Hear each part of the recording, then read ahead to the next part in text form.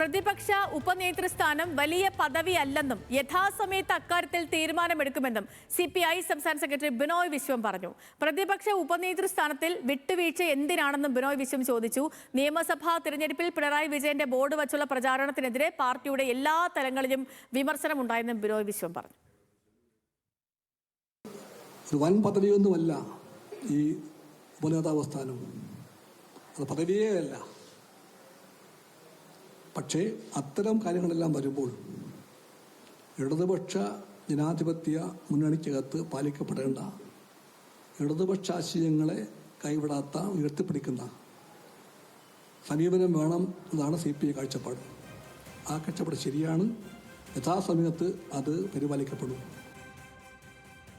സനീറ്റ വിവരങ്ങളുമായി ചേരുന്നുണ്ട് ടെലിഫോൺ ലൈനിൽ. സനീറ്റ, ഗുഡ് ഈവനിങ്. ഇപ്പം PM ശ്രീ പദ്ധതിയായിരുന്നു ഇതിനു മുൻപ് ഇടതുമുന്നണിയെ സംബന്ധിച്ച് CPM-ഉം CPI-യും നേർക്കുനേർ എത്തിയ ഒരു വിഷയം. അതിന് ശേഷം അതെല്ലാം പറഞ്ഞ് രണ്ടുപേരും അതെല്ലാം പറഞ്ഞ് ഓക്കെ ആയി. പിന്നീട് ഒരു മുന്നണിയായി തന്നെ മുന്നോട്ട് പോയി. ആ മുന്നണിയാണ് തിരഞ്ഞെടുപ്പിനെ നേരിട്ടതും ആ മുന്നണിക്കാണ് കാലിടറിയതും. ആ മുന്നണി വീണ് പ്രതിപക്ഷത്തേക്ക് പോവുകയും ചെയ്തു.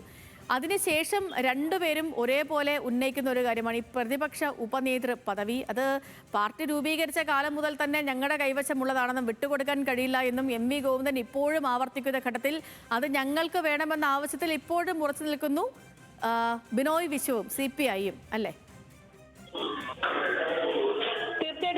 ഇത്തരത്തിൽ LDF നിയമസഭാ കക്ഷിയോഗം യഥാസമയം ചേരുമെന്ന് തന്നെയാണ് ഇപ്പോൾ CPM-ന്റെ സംസ്ഥാന സെക്രട്ടറി ബിനോയ് വിശ്വം തന്നെ വ്യക്തമാക്കിയിരിക്കുന്നത്. അതായത് പ്രതിപക്ഷ ഉപനേതാവ് സ്ഥാനത്തിൽ വിട്ടുവീഴ്ച എന്തിനാണ് എന്നുകൂടി അദ്ദേഹം ചോദിച്ചു വെക്കുന്നുണ്ട്.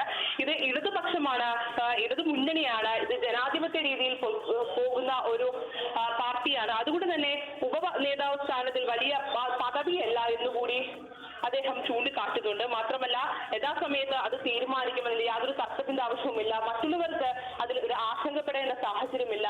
ജനാധിപത്യ ബോധമുള്ള അല്ലെങ്കിൽ ജനാധിപത്യ രീതിയിൽ പോകുന്ന ഒരു പാർട്ടിയാണ്. അതുകൊണ്ട് തന്നെ യഥാസമയം ഇത് തീരുമാനിക്കും. മറ്റൊരു കാര്യങ്ങൾ കൂടുതലായി പറഞ്ഞു വെക്കുന്നത് ഇത്തരത്തിൽ LDF അല്ലാതെ മറ്റാര് എന്ന വാക്യവുമായി തെരഞ്ഞെടുപ്പിനെ നേരിട്ട് കണ്ട LDF-ന് വലിയ ഒരു രൂക്ഷമായ തിരിച്ചടിയാണ് ഉണ്ടായത്.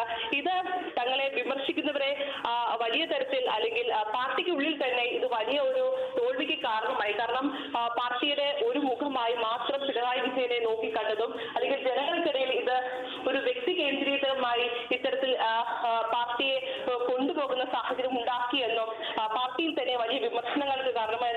അതുകൊണ്ട് തന്നെ LDF അല്ലാതെ മറ്റ് ആര് എന്നുള്ള ചോദ്യം ജനങ്ങൾക്കിടയിൽ വലിയ ഒരു നെഗറ്റീവ് ഒരു പ്രചാരണത്തിന് കാരണമായി എന്ന് തന്നെ പാർട്ടിയിൽ തന്നെ വലിയ വിമർശനം ഉണ്ടായിരുന്നു. എന്തായാലും വലിയ തരത്തിലുള്ള ഒരു തോൽവിയാണ് തെരഞ്ഞെടുപ്പിൽ ഇടതുപക്ഷത്തിൽ ഉണ്ടായിരുന്നത്. അതിനെല്ലാം ഇത്തരത്തിൽ തിരിച്ചു വരുമെന്നും ബിനോയ് വിശ്വം വ്യക്തമാക്കുന്നുണ്ട്. പിണറായി വിജയന്റെ ബോർഡ് വെച്ചുള്ള തെരഞ്ഞെടുപ്പ് പ്രചാരണം എന്തായാലും വലിയ വിമർശനങ്ങൾ തന്നെയാണ് പാർട്ടിക്കുള്ളിൽ തന്നെ ഉണ്ടായിരിക്കുന്നത്. അതിൽ വിമർശനം പാർട്ടിയുടെ എല്ലാ തരത്തിലും ഉണ്ടായിട്ടുണ്ട്. സംസ്ഥാന കമ്മിറ്റികൾ ഉൾപ്പെടെ. ഓക്കെ സനീറ്റ, ശരി. അപ്പം പ്രതിപക്ഷ ഉപനേതൃസ്ഥാനത്തിൽ ഇപ്പോഴും നിലപാടിൽ ഉറച്ചു നിൽക്കുകയാണ് ബിനോയ് വിശ്വവും CPI-യും. അതിനോടൊപ്പം തന്നെ തോൽവിയുടെ പാപഭാരം അതിലും പറഞ്ഞ കാര്യങ്ങളൊക്കെ വീണ്ടും ആവർത്തിക്കുന്നു CPI എന്നുള്ളത്.